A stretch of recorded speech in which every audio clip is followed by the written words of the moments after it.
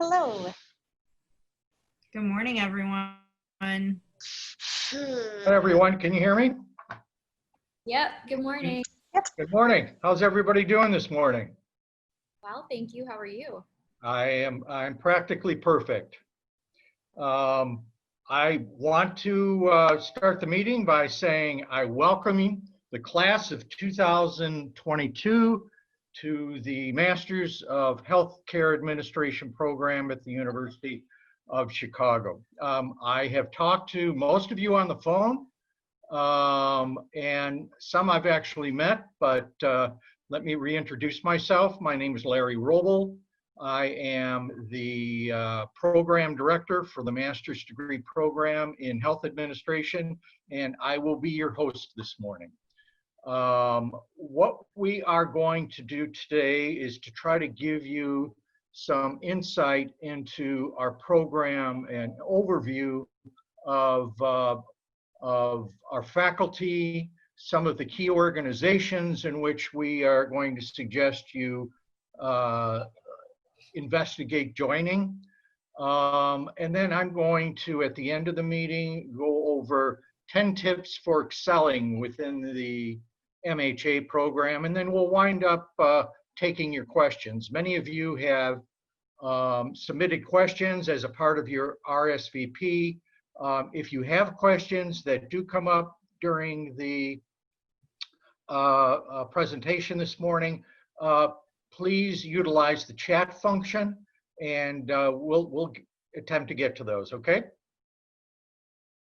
All right, I think the first thing that we want to do is to share with you a video message from Lisa Powell. Lisa Powell is the division director for the Health Policy and Administration Division.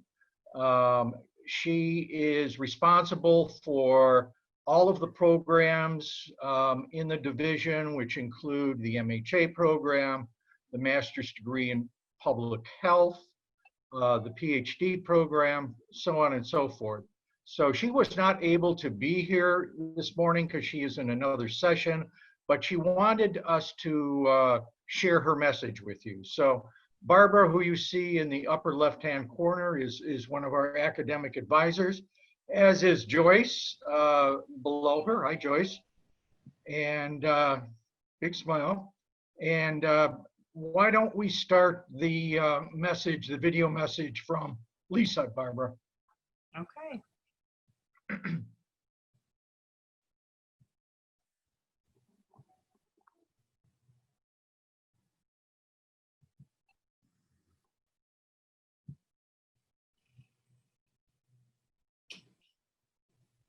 Hello, incoming graduate students. My name is Lisa Powell, and I'm the Division Director for Health Policy Administration here at the UIC School of Public Health. We are so glad that you have chosen HPA for your graduate studies. I'm very sorry that I'm unable to meet with you in person, but our whole HPA team is looking forward to welcoming you at our virtual orientation. As you embark on your graduate studies here in the School of Public Health, in the midst of a global health pandemic, you are entering a field that really needs you. Public health agencies, hospitals, healthcare, cities, states, the nation, the world, they all need the expertise that you're going to gain over the course of your studies over the next few years. So please know that you are entering a field that couldn't be more relevant. You are our next leaders in public health and healthcare. So welcome, please take care and continue to keep healthy and safe. And I very much look forward to the opportunity to meeting with you in person so soon from now. Take care.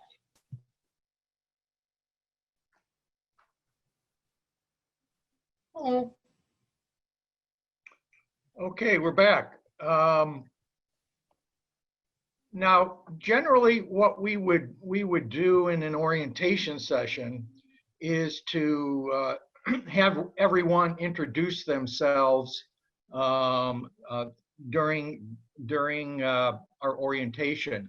The class size is so large this year, we're going to take a little different approach. One of the classes that I'm teaching is U.S. Healthcare Delivery Systems on Tuesday evening.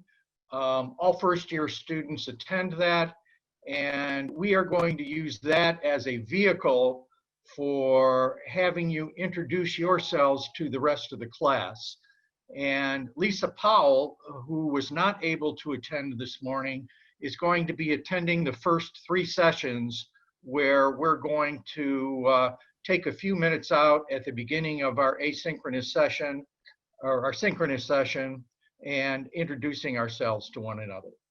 So as I said, I want to welcome you and congratulate you on starting your journey along the path to becoming a healthcare leader. You have my commitment and the commitment of our faculty and staff that we're going to do everything we possibly can to help you make a difference in the healthcare of our country. So that's our commitment to you, and we are going to do our best to fulfill it. Now, in terms of the agenda, the first thing I'd like to do is to have the faculty introduce themselves.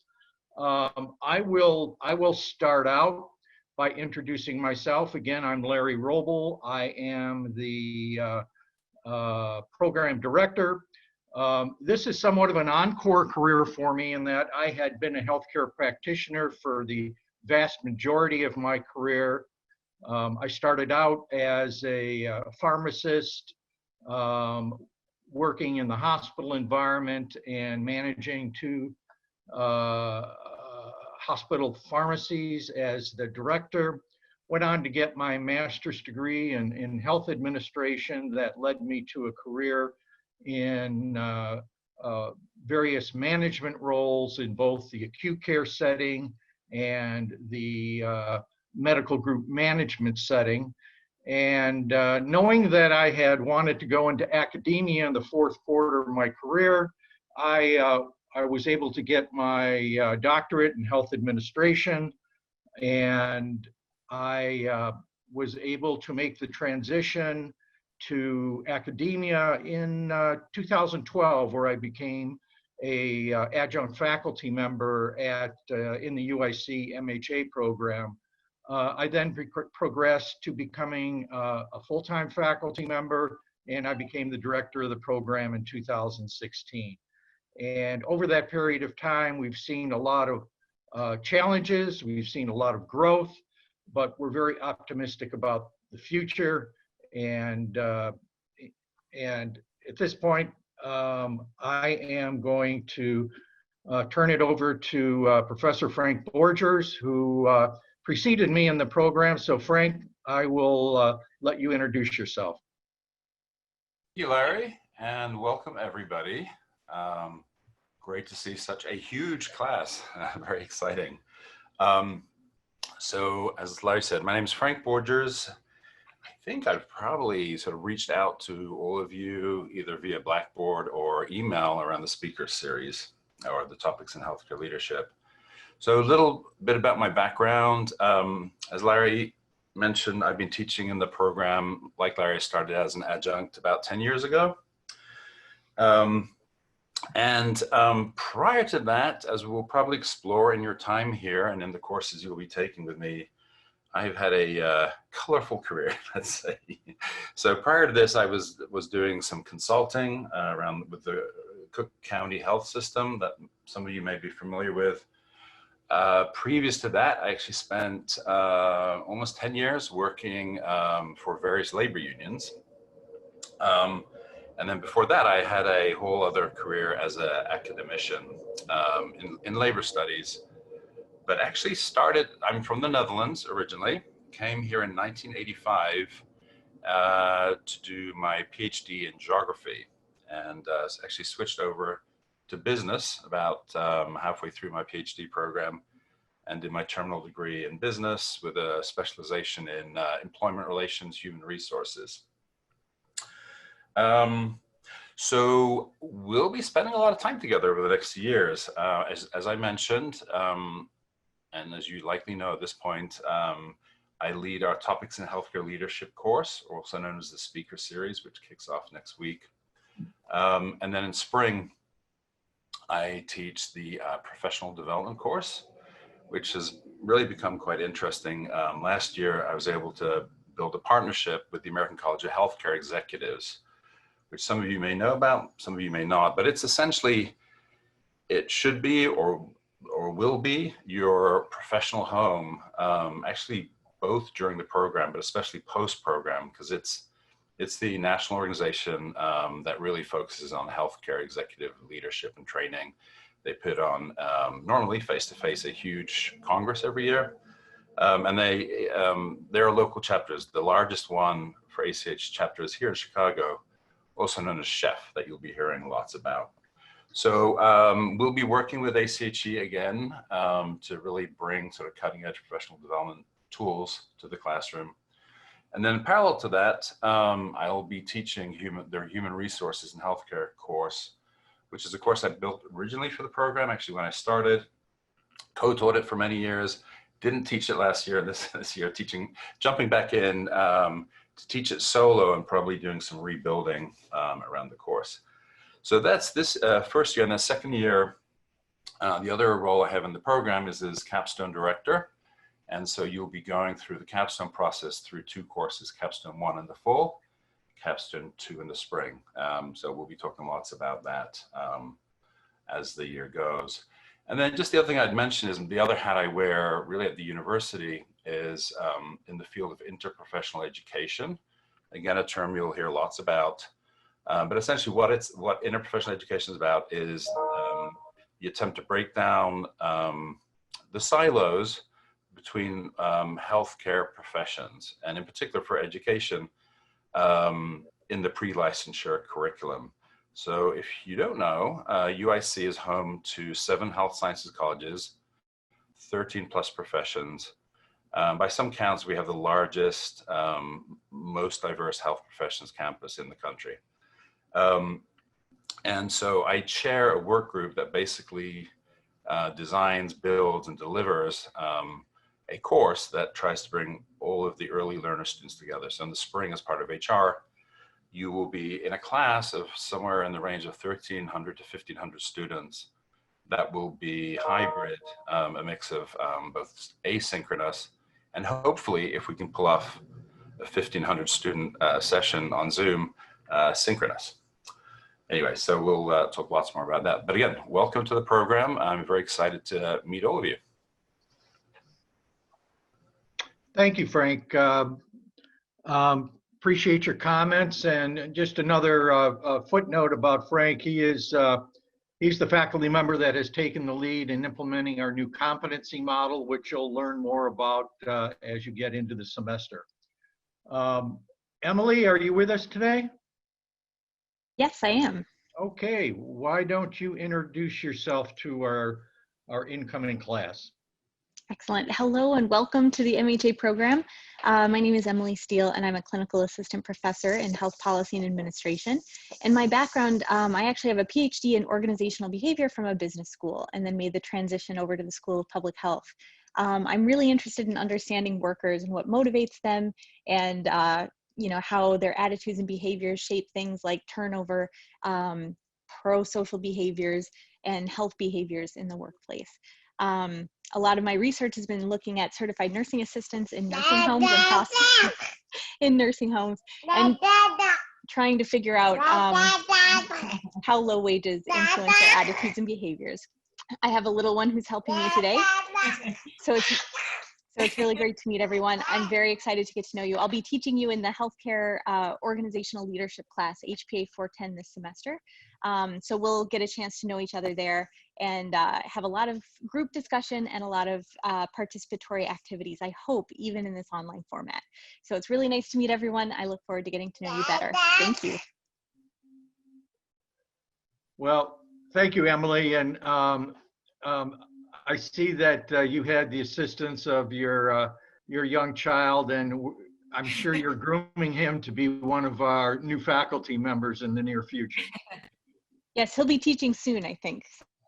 That's great. We look forward to it. Pierre, are you with us today? Well, Pierre apparently was not able to make it today. He is an associate professor within the Health Policy and Administration Division. He is the program director for our PhD program within HPA.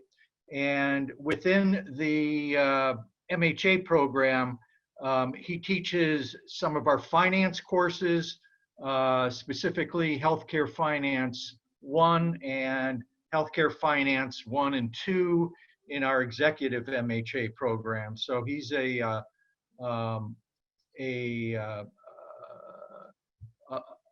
core faculty member that has brought a lot to the program since he's come here approximately 3 years ago.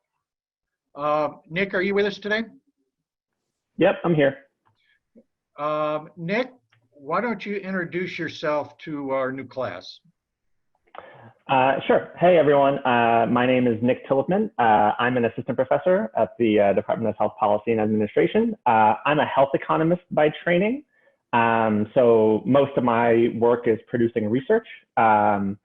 And I do a lot of research around health insurance issues. I spent the time working as an economist for the Obama administration on ACA rollout stuff. So this was way back in 2012. And these days I do a lot of work with the state of California, helping them sort of manage and design their health insurance exchanges and sort of, you know, what plans can participate and how they set their premiums and subsidies and things like that. And a lot of my research involves sort of similar issues. For the MHA program, I teach the quantitative methods for healthcare managers course. That's in the spring, so you're not going to be seeing me at all in the fall, but you'll be seeing a lot of me in the spring. That class is something that I had basically built from the ground up for this program when I started 3 years ago. It's basically a class on how to use data, how to understand it, how to manipulate it, how to get a story out of it in order to basically make effective and lasting managerial decisions. And it basically teaches you the language of data analysis, which is becoming an increasingly valuable skill in the workplace, no matter which field of healthcare you go into after the program. So that's basically it. I do have to hop off of this orientation right after these introductions. So I just wanted to say before I hop off that if any of you have any questions for me, if you want to learn more about any of the things I just mentioned, if you have any questions about the class before it starts in the spring, feel free to contact me. My email is online. I'm happy to chat with any of you and answer any questions. But yeah, before I pass it on to Marcus, just really welcome to the program, and it's really great to meet you all. Thank you, Nick. Appreciate your comments and the research that you've been doing that has made a major difference in California. Marcus, are you with us today? Yep, I'm here. Hey, Marcus, why don't you introduce yourself to the new MHA students? Yes, so welcome everybody. We're excited to have you in the MHA program. My name is Marcus Stillander. I'm about to start my second year here at SPH at UIC. Prior to coming here, I was working at a labor economics research organization, so I'm an economist too. And my research is typically on health issues related to work. So I do a lot of work with workers' compensation insurance, so people who are injured at work, but then also thinking about healthcare workers and analyzing how various programs impact them. In the MHA program, I teach managerial health economics, which I believe you all take in your second year. So you'll be getting to see a lot more of me in the second year. It's a class that applies a lot of the economic tools to healthcare to try to understand people's decision-making better. So I really like the class. I hope you all will too. I hope you all have a great first year before you get to see me. Hopefully I'll get more chances to see you between now and then, but you'll definitely see more of me in your second year of the program. So welcome again. And also, yeah, feel free to email me if you have any particular questions as well. I'm happy to chat about anything. Thank you, Marcus. You have just heard from what we refer to as our core faculty. that teach primarily in the MHA program. These are not our only faculty. We have other faculty members that are within the Health Policy and Administration Division that teach courses in the MHA program and the MPH program. So that these are not all of our faculty members. They're the core group that one of which will be your advisors, including myself. So I just wanted to clarify that for you. In addition to the full-time faculty, we also have a number of adjunct faculty that are practitioners in the field, that are experts in their individual areas in disciplines within the healthcare sector, and you will be meeting them with throughout the program. So we're very proud of our faculty. We feel we bring the best of both core faculty who are focused on research and teaching, along with our practitioner faculty that give us insight into not only the theory and the practice, but how it's applied within the healthcare setting. So at this point, I would like to hand off to Samantha Yang. Samantha is one of our second-year students who has become the new president for the Institute for Healthcare Improvement. And Samantha, I am going to turn the meeting over to you and have you share with us what the Institute is about and how our students could benefit from joining the open chapter. Hi, everybody. Thanks, Larry, for that introduction. I'm going to, is it possible to share my screen so I have a few slides queued up?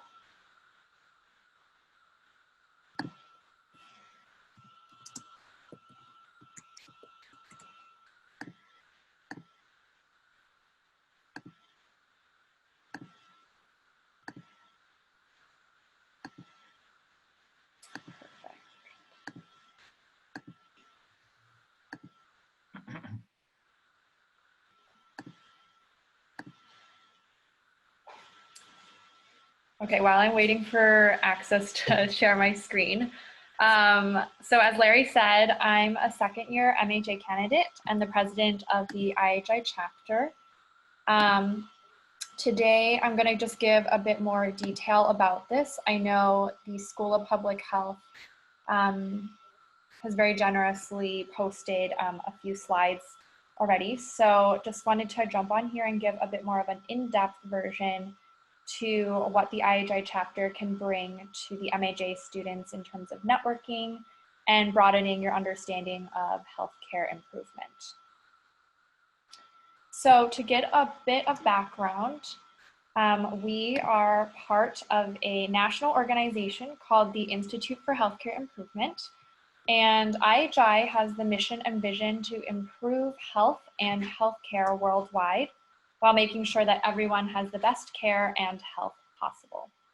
So how this relates to our chapter is in the ways that we uphold these IHI values, which are courage, equity, love, and trust. So the UIC chapter was founded in 2018, and so we're quite new, but we're also very rapidly growing. We have over 150 members from all 7 colleges on both the UIC East and West campuses. And we embody the UIC core values by encouraging chapter members to push the limit of what's being done on our campuses and in our communities. We invite speakers to come and help us learn about social disparities in the field around us. And we also have a very diverse executive board, as well as interact with opportunities to engage students as representatives of their individual colleges so as to practice advocacy and leadership. So I'm going to jump into some of the activities we've done in the past. This year, unfortunately, we won't be able to do anything in person, but we will be doing a bunch of chapter events through Zoom and having workshops and socials. So one great example that we have done in the past and will be continuing to do is our live quality improvement project with the Miles Square Health Clinic in Humboldt Park. This project supplies the opportunity for chapter members to get engaged with live data collection, learn how to determine process and outcome metrics, and allows us to gain a bit more clinical insight as to the populations that we learn about in our classes. One of our first events this year is going to be focused largely around this, so we're really excited to have the nutritionist from the clinic come and speak and give us a bit more of an in-depth view about what's going on their side of things. And then on the bottom right, you can see a picture of when we had Julie Creamer, the president of Northwestern Memorial Hospital, come and speak about strategic planning and information technology. These are two skill sets specific to this program. And so in addition to speakers like her, we also have, again, a mix of clinicians that come in and help diversify the interdisciplinary aspect of our chapter and this program. And if that wasn't enough, the UIC chapter also engages with the IHI Open School aspect, where you can take courses to get your basic certification in quality and patient safety and learn a lot more about the national aspect of the chapter. So to wrap it up, we want to invite you to our first GBM, which is going to be on September 3rd at 5:30. It is going to be via Zoom, so you can scan the QR code that's on the screen right now and RSVP to that. We'll send out a Zoom link closer to the date. And in the meantime, if you have any questions, feel free to put them in the chat or to email us at any of the emails listed on the screen right now. Samantha, could you share with us a little bit about the case competition? I know you weren't a member then, but we had some success, and Frank, maybe you would like to contribute to that as well. It's something we're very proud of, and we'd like to share that with the group. For sure. I can introduce a little bit about that. So the MHA program is really involved in case competitions, which are a really fun and engaging way to practice a lot of the skills that you learn in the classroom. I was on the Cleveland case competition and the Clarion case competition last year. The Clarion case competition is something that the IHI Open School chapter often promotes for, along with Frank. We are an interdisciplinary chapter, and so the Clarion case competition allows you to further that development and getting to be on a team with individuals from different colleges across the West Campus to focus around a case and improving some sort of health disparity. I'll hand it over to Frank to talk a bit more about that. Yeah, thanks, Samantha. So just as a follow-up, so I was actually chapter, the UIC IHI chapter has been around for a while. And then really in 2018, myself and the current faculty advisor, Professor Durham, who's in the College of Nursing, sort of rebooted the chapter and really had some great years. And I would just second everything Samantha said. We have a number, I think there's a couple of other MHA students that are in leadership in the chapter this year and always have been, and have really had a great impact on the organization. So I'd really encourage folks to join. I stepped out in fall of last year, so the case, Samantha's competition that Samantha's talking about is the Clarion case competition. It's the nation's only interprofessional case competition. It's actually organized by a student group at the University of Minnesota called CHIP, and it's great. It's totally student driven. As Samantha mentioned, the cases that they write are always public health. They're always what I would call wicked problems. No one's figured out how to solve them. And so UIC entered for the first time in 2019, and we had an interprofessional team with one of our MHA students, a public health social work student, a nursing student, and a pharm student. The case was on homeless healthcare in actually Minneapolis. And we won, first time out, which was the coolest thing ever. And then last year, we started running the competition. We actually had 2 teams running, including, but Samantha was on one of them with dentistry and nursing, and maybe public health, I think, as well. We had 2 teams ready to go. The case last year, which I think is going to come back in some fashion, was actually, you really can't think of a more relevant case than to what's happening in the world today. It was on racial disparities in maternal and infant health outcomes, specifically focused on the African American community in Milwaukee. And one of the key deliverables was to address structural racism. So yeah, it'd be hard to think of a more current case. So I've been in contact with Minnesota over the summer. They are thinking of redoing some version of the case. And I'm also working with leadership at the university and the School of Public Health to see if we can actually host a local competition. It'll be virtual, host it in the School of Public Health in the fall. So I'm still waiting to hear back from leadership about if we can pull it off. I think we can. We have all the infrastructure built for it. I think it's pretty straightforward. We have a case we can use. So that'd be really fun.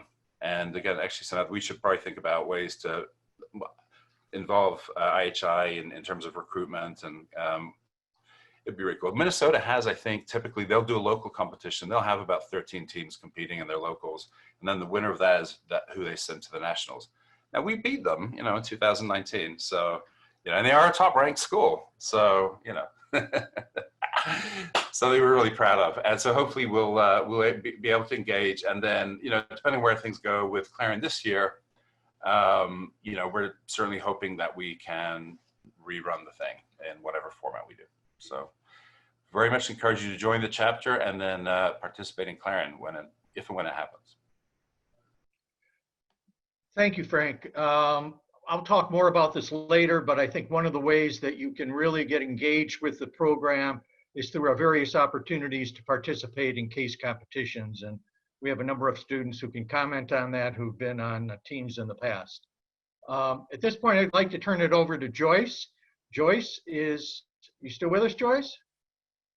Wave.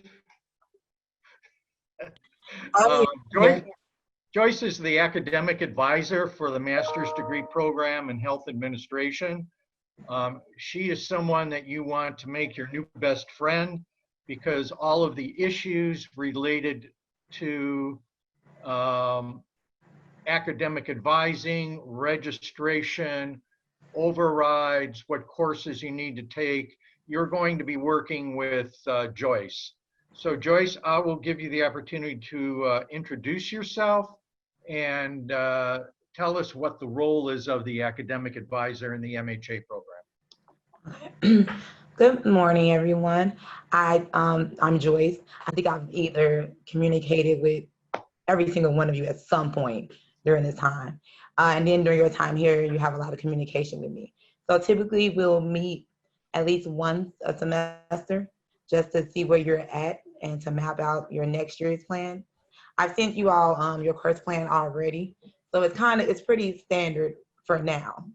Sometimes some things may change and you'll reach out to me. So my role is to assist you with any registration issues, any holds, any issues you're having in your courses. If you're ever not passing the course, make sure to let me know early because we can figure something out. If you're having issues with instructors, and then you're also going to have a faculty advisor. So I'm the academic advisor, and then you'll also be assigned a faculty advisor as well. I also help you get prepared for graduation. If you need to drop any classes, if the workload is too hard, too low, just make sure to reach out to me. If you're not sure who to reach out to, then still reach out to me, and I pretty much can go ahead and guide you to the right person. I'm not sure if you all have registered. I think you guys have. If anyone is having any issues, please send me an email. When you do email me, instead of emailing me directly, we prefer for you to utilize the HPA admin email. So I think you guys have it already, but therefore, if I'm not in, Amy, she'll be able to answer the question because it goes to both of us.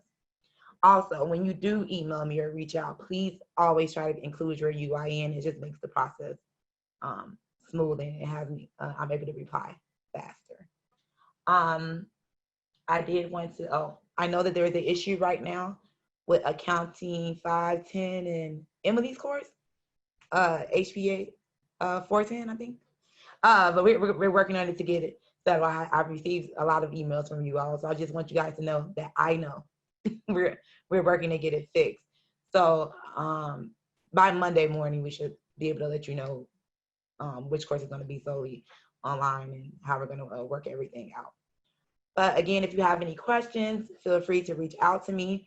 Another thing I did want to add, if you are planning on waiving out of your insurance, if you just go to Google and type in UIC campus care waiver, you'll see a link and it'll have the waiver form where you can opt out of the UIC insurance if needed. Because that's a very common question, okay? But again, nice to meet everyone, and I'll be seeing you guys. I'm glad to put faces to the names. I'm scrolling through so I can see everyone's face since we couldn't meet in person. But again, congratulations and nice to meet everyone.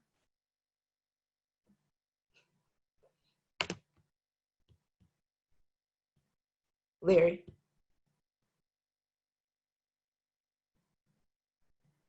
Where'd he go?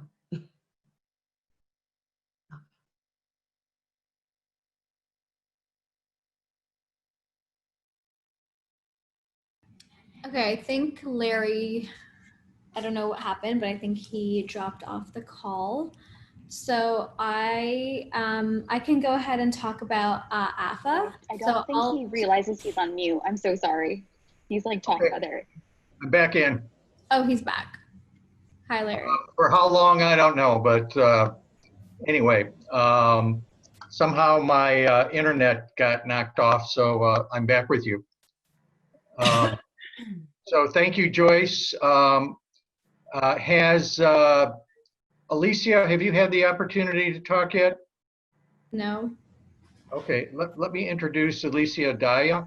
Alicia is a second-year student that is the president of our student organization, which is referred to as the Association of Healthcare Administrators.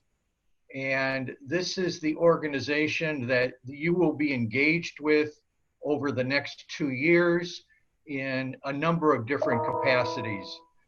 I am going to let Alicia talk about the organization, its role, its purpose, and how you can get engaged. So Alicia, I'm going to turn it over to you.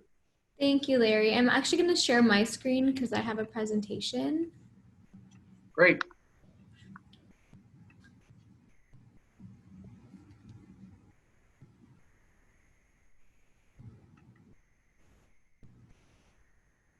Okay, great. So here we go.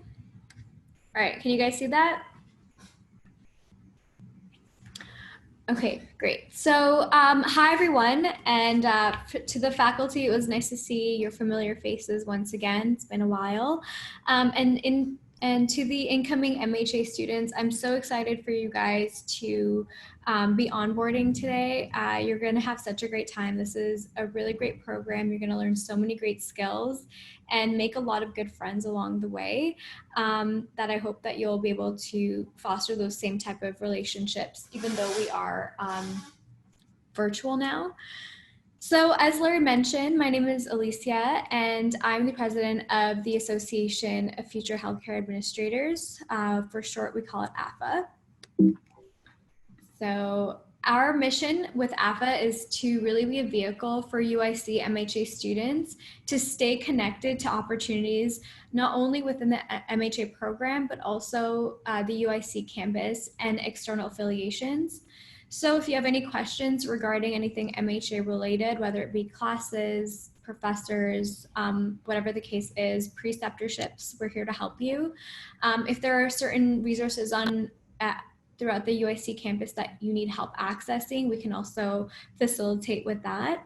And external affiliations, as Larry mentioned, case competition is a huge part of the MHA culture. And so we can help connect you to resources to help you engage in different case competitions, but also other resources that you may need.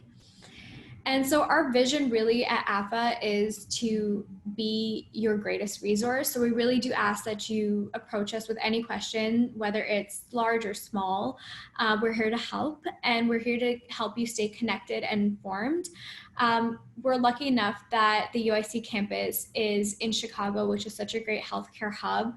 And so in any way that we can help advance your career development, we will help you do so. So Samantha just spoke about IHI, but that's another great initiative that we can help you connect to.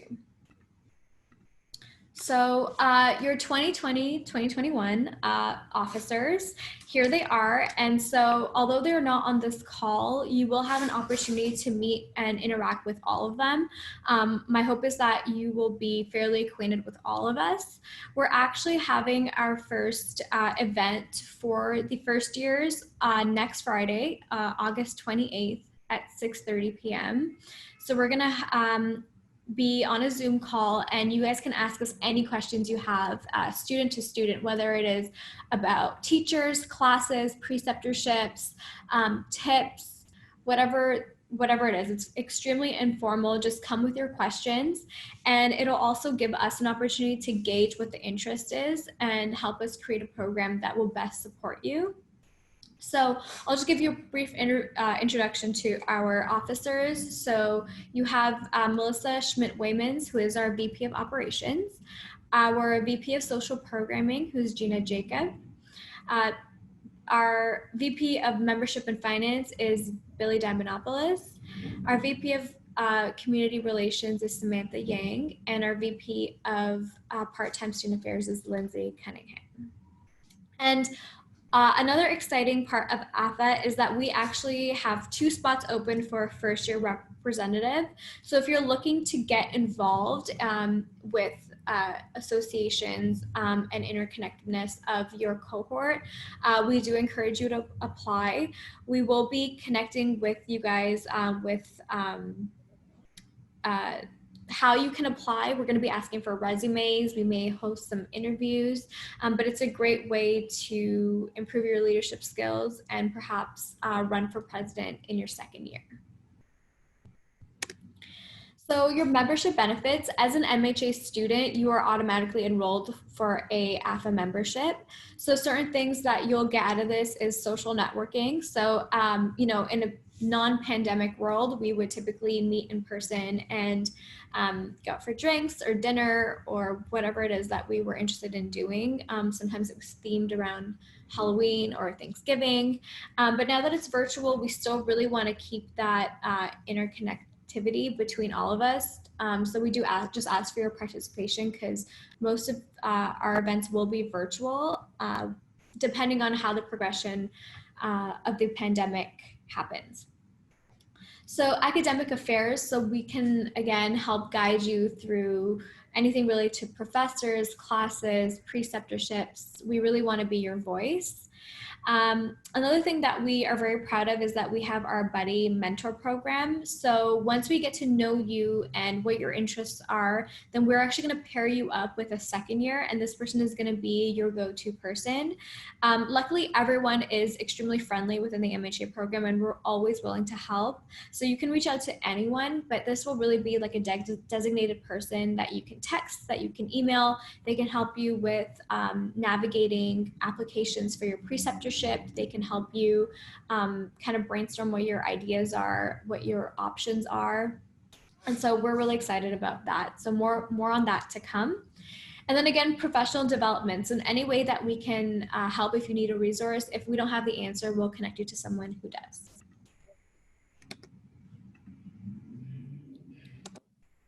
Okay, and again, the preceptorship. So this is one of the greatest aspects of the UIC program, is that we actually get a full year of our preceptorship. And many of the MHA students have placed in some of the highest ranking health systems within Chicago, Illinois, and even nationally. So we're really proud of that. And all these resources are right at your fingertips because that's where we're working every day. So again, feel free, please do reach out if you have any questions at all. I can't stress it enough. We're really here to help you. And finally, our social media. So please follow us on our Facebook group. We have all of our MHA cohorts as well as alum on there. And on our Instagram at UIC MHA, we share a lot of healthcare content, a lot of cultural stuff, and also we share updates about our events. So be sure to stay connected. And if you have any questions, reach out, ask me in the chat. But really, in a week, August 28th, come prepared with questions. And we all look forward to getting to know you guys better. Thanks. Thank you, Alicia.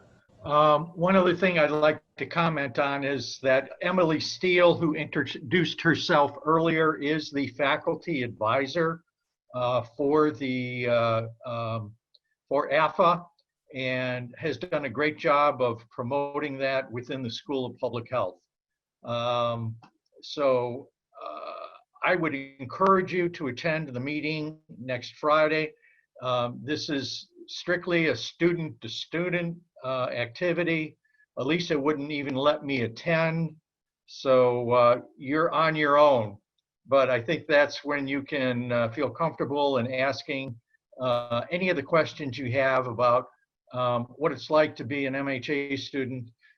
Take advantage of the fact you've got a group of students who have gone through the program for a year and can give you some insight into how to navigate the program. So, Alicia, thank you. Just one other comment about AFA. She had said, Lisa had said, if you're interested in becoming a member of AFA as a first-year student, you should consider it. If this is the type of organization that you want to get engaged in order to become an officer in the second year, you have to be a first-year representative. Or I think you have to be, Elisa, can you clarify that? To be president, you have to be a part of the a first-year student. Yeah, so in order to be able to run for president, you have to be a first-year representative in your first year. That really just helps you get acquainted to some leadership role, like a leadership role, and also helps you get accustomed to how AFA is run. Great, thank you, Alicia. I guess I'm next up. I'm going to take this opportunity to give you the benefit of my imperfect wisdom and kind of give you my top 10 tips on how to navigate the UIC MHA program and how to be not only successful, but to have one of the greatest experiences in your lives to date. So Barbara, why don't we go to the first slide? Second slide. Okay. The first thing is, I think that we've been sharing with you all morning, you need to be proactive in order to get the most out of the program. In your undergraduate careers, you have oftentimes been told what to do, and I'm sure it's sometimes made your own decisions as what you wanted to do, but as a graduate student, you've got to look at yourself as being very independent. We encourage that in our students. Take personal responsibility for your MHA experience. Determine what you want from the degree, and then identify opportunities to attain those goals. And you have a lot of opportunities to be proactive and get engaged, and we'll talk about those as we go through these opportunities. Barbara, can you go to the next slide? One of the things that I always find interesting in talking to students is their focus on grades rather than learning. Now, I understand this when you're in undergraduate school, especially if you have a desire to go to graduate school. You have to be competitive, you have to work on your grades, and get to a point where you have the credentials that will allow you to get admitted to the program of your choice. You're in graduate school now, and for most of you, this is going to be your terminal degree. So I'm not saying that grades are not important. You don't maintain your 3.0 grade point average, you're not going to be with us, and we'd be sorry to see you go. So I'm not saying grades are not important, but focus on learning. Grades are a byproduct of learning and the knowledge that you have gained. And, you know, not everyone, but oftentimes the focus seems to be on getting the grade and maintaining that 4.0 grade point average. And I'm not saying that's not a goal, but learning should be your overall objective and what you should strive for. Next slide. Important to connect with your classmates. Not only the first year students, but the second year students as well. One of the things that you're going to hear throughout your time in the MHA program that is incredibly important for you to network in the healthcare industry. One of the things that I like to say is there's 2 degrees of separation in the healthcare industry. And what do I mean by that? Generally, the phrase is there's 6 degrees of separation. If someone will as you go through 6 different relationships, probably know you. And one of the things our students have been amazed at is how close that the professionals are within the healthcare industry. Once you've been in the program for a while, you'll know that if you don't know someone, there will be someone that you know that does know that person. And that starts with your classmates. That's your first objective in networking, is getting to know your classmates, their interests, what they want to achieve from the program. So reach out, introduce yourself to your classmates, determine what your common areas of interest, and one of the things that this will help facilitate is team participation. You're always going to be a better teammate when you know the people that are a part of your team, and almost invariably within every class, at some point during the semester, you will break up into teams. So I would encourage you to get to know your classmates. Get to know your faculty. That's the next slide.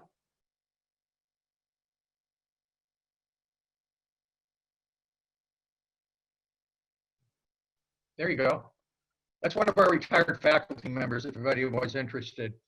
No, I'm just kidding you. That's a picture I picked up. I thought he was interesting. But in any case, get to know your faculty advisors. Every one of you will be assigned a faculty advisor. Get to know them, and you're going to have to take the initiative. You know, as you are busy, faculty are busy as well. And be proactive, as I said earlier, in getting to know them, developing a relationship with your faculty advisors. Also, your faculty instructors. You need to make the first move. Know when their office hours are and haunt them. They are always willing to talk about their areas of interest to students who want to engage with them. So again, that's a part of your networking challenge. Get to know the faculty, and that will benefit you throughout the program. Next slide, Barbara. Don't be a resistant learner. This doesn't happen frequently, but from time to time, there are students who basically push back on everything. They complain about reading assignments.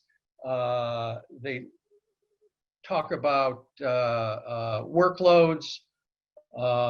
They comment on the fairness of grading.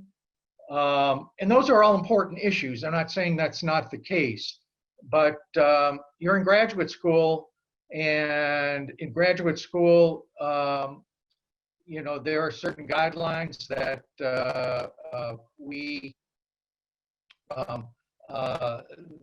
that defines our behavior. And we want graduate students that are engaged, that are positive. We do not want graduate students who sit in class silently taking notes like excellent sheep. So be positive, be engaged, understand that you're not going to agree with all the policies, but there are a reason for them. Okay, number 6. Get involved. Chicago provides an amazing opportunity for you to engage in a lot of local organizations. We've talked about 2 this morning, the Institute for Healthcare Improvement and your student association. Also, there's the American College of Healthcare Executives and their local chapter, the Chicago Healthcare Executives Forum. The Chicago Healthcare Executives Forum, or CHEF as it's known, is the largest local chapter in the nation. It's a great opportunity to not only gain knowledge about current events and issues within the healthcare system, but network with early and mid-careerists who are pursuing a career in health administration. So right now, all of their sessions are virtual, and you at least by the time the second semester comes around, because we're engaged in the ACHE Career Edge program, you'll need to become a member of CHEF. I just saw an email that I'm going to share with you that indicates that membership is now only $40. So I think that's a great way to get engaged. I will send that information, but this is something that I think is important to your professional career. Next slide. Care about your sentences. You know, it's amazing how many students I talk to and they say, oh, I'm a bad writer. And okay, hopefully you had gotten beyond that point, but writing is an essential skill that you're going to need not only in graduate school, but when you get out into your careers.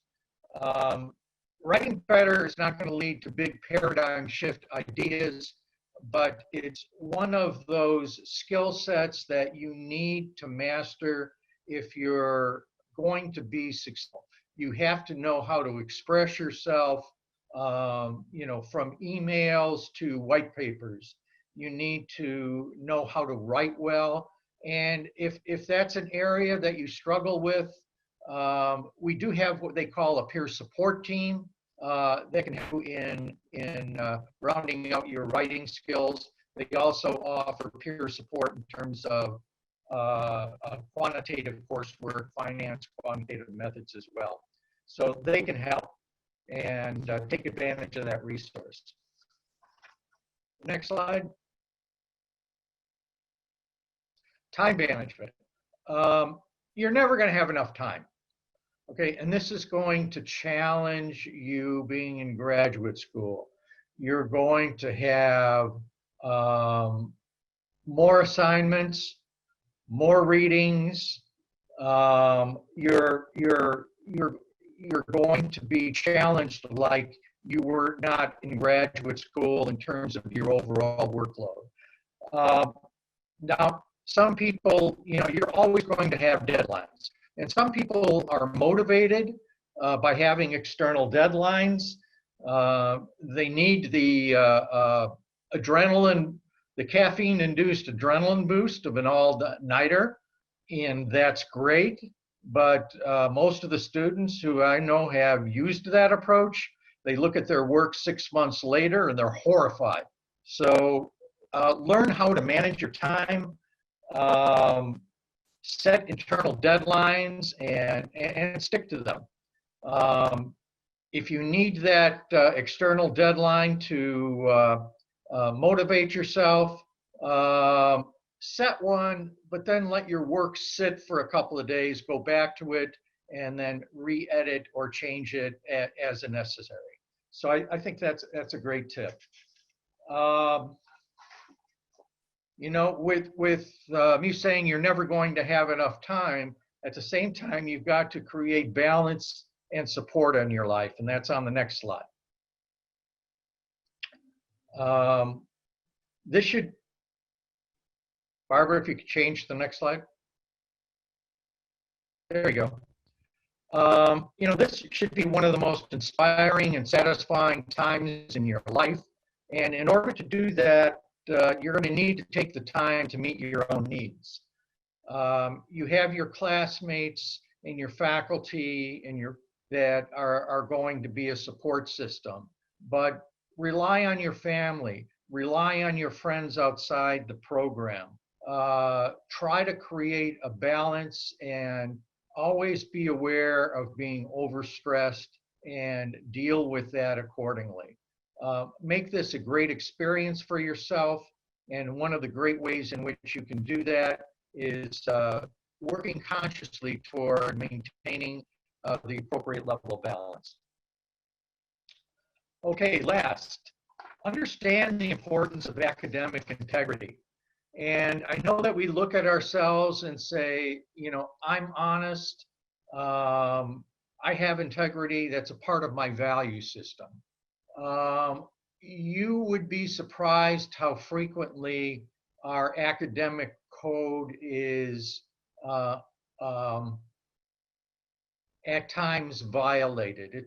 And sometimes it's unconscious because you get to be great friends with one another through the course of your 2 years. You're going to be spending 3 to 4 nights a week over the next 2 years with the same group of people, and you're going to become very close friends.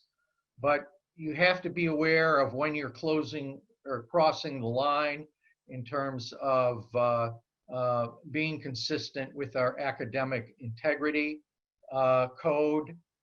You're going to have to take an educational video. You're going to have to look at an educational video to learn about that.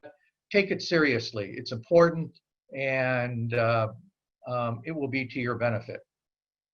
So those are the 10 tips that I have for you.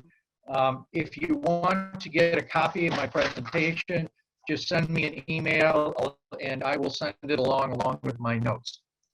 At this point, I would like to answer some of the questions that have been posed as a part of your responses to the invitation. I have them up on my smartphone. And the first question came from Christina Gordon. She asked, do you anticipate the spring semester to be online as well? We have not made a decision in terms of whether the semester will be online or some type of hybrid. Clearly, the first semester, that's the case, but we've got to see what the progress is of the pandemic. our first priority is to your safety. We are a school of public health, and that's who we are, and that is something that we're going to adhere to the principles of what it takes to move forward and put this pandemic behind us. And we monitor that very closely. And as we get closer to the end of the second semester, we'll have more insight into the direction of COVID-19 and whether it's possible to move to either a hybrid, a full in-class environment, and or maintain our online instruction. So that's something that's going to be decided in the in due time. The question from Nicole Suss, what will be the format of classes online? Will online option be possibly extended? Well, we've answered that question. One of the things that's going to be important, and it's going to challenge both you and the faculty, you can communicate information online through PowerPoint presentations, but the difference between online instruction and in-class instruction is the degree of engagement. The faculty has been provided with a lot of support services in terms of transitioning their online courses or their classroom courses to online. And we have a lot of techniques and ideas for how to create that level of engagement that we are used to in the classroom. Now, that creates a responsibility for you as well. It's more difficult to become engaged, to ask questions, to participate in an online environment. It was all I could do last year to get students to turn on their videos. Hopefully, we'll be a little more progressive this year. But I can tell you about my course that I'm teaching and how it's changing. And I think that what I'm doing is similar to a lot of the other faculty members. I'm going to have both synchronous and asynchronous components to my course, U.S. Healthcare Delivery System. The lectures will be given in modules that last about 60 to 75 minutes. They will be topic specific, and they will be available to the students asynchronously, so you will have the ability to view the PowerPoint presentation when it's convenient for you. We are also going to have a synchronous online session at our class time that has been scheduled for Tuesday evening. During that time, we're going to take a different approach, and it's going to be about engagement. We're going to use various techniques to get you to participate in discussing the material that you have viewed in the asynchronous session. And we're going to be assigning questions, putting you in groups, placing you in breakout rooms where you're going to have to respond. We're going to be using polling to stimulate conversation. We are going to utilize presentations to get students engaged in the program. This is going to be about you, getting you engaged and participating in not only learning the knowledge, but expressing it, and in some context, teaching your fellow students what you've learned. You have an assignment already for next Tuesday.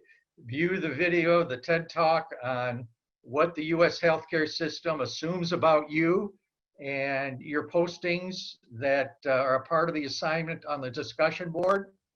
That will be a part of our session next Tuesday night. And I want to hear what you're thinking about what was said in that TED video. So that's how I see it changing in some instances. I know we're running over time. Just a couple more questions. The next question was, again, what changes have been made to accommodate online learning? Then there's a question about what research projects the faculty may be working on. I think the faculty did address that to a certain degree when we introduced them. Pierre and Marcus and Nick,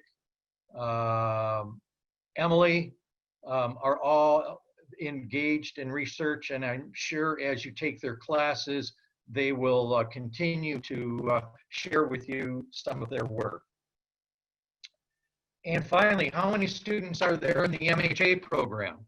Well, it depends on how many people are going to follow through on their intent to enroll, but I would say we have 36 students, and I would divide that between 6 part-time students and 30 full-time students.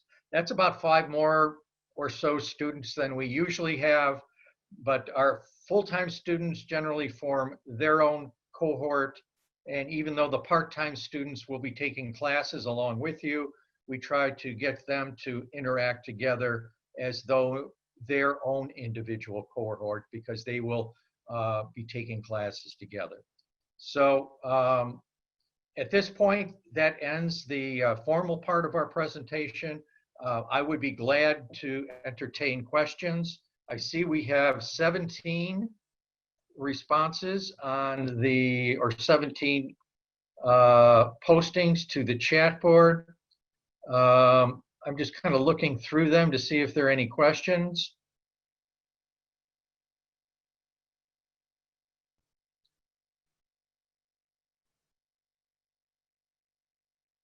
Okay.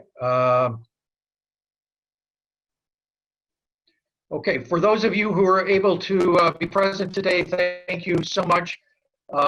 This is a part of what I said in being proactive, that's engaging in these types of sessions to learn, to form the context for your experience. So if there aren't any other questions, I want to thank you for selecting the University of Illinois to receive your graduate degree in health management education.